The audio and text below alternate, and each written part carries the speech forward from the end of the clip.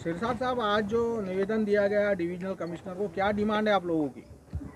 आमची औरंगाबाद छत्रपती संभाजीनगर शहर जिल्हा काँग्रेस कमिटीच्या वतीने आम्ही जे निवेदन देण्यात आलं,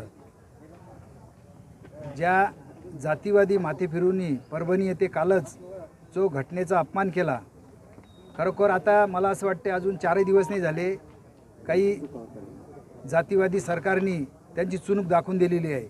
एवढी हिम्मत कोणी करत नाही। बाबासाहेबांचा अपमान किंवा घटनेचा अपमान हा करण्याच्या पाठीमागे कोणीतरी निश्चितच कोणीतरी त्याच्या पाठीमागे आहे।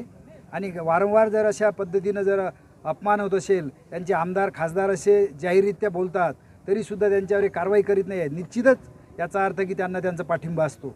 आम्ही काँग्रेसच्या वतीनं आणि आंबेडकर चळवळीच्या वतीनं जाहीर असा निषेध करतो आणि इशारा देतो की यानंतर काँग्रेस ही एक समजूतदारपणे जी चळवळ आहे, काँग्रेसचा आतापर्यंतचा इतिहास आहे, परंतु आम्ही आंबेडकरी कार्यकर्ते काँग्रेसमध्ये आहो। आम्ही त्यांना दाखवून देऊ की काँग्रेस हा कशा पद्धतीनं अशा जातीवाद्याला त्याचं उत्तर देण्यास तयार आहे।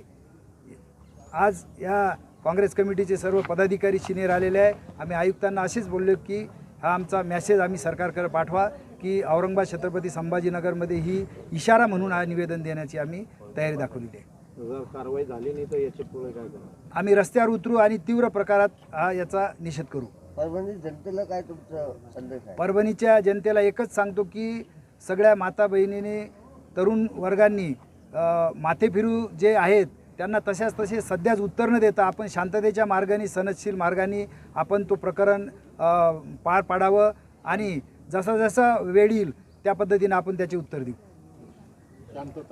बोला असं रिप्लाय करू मैं ऐसे करूँ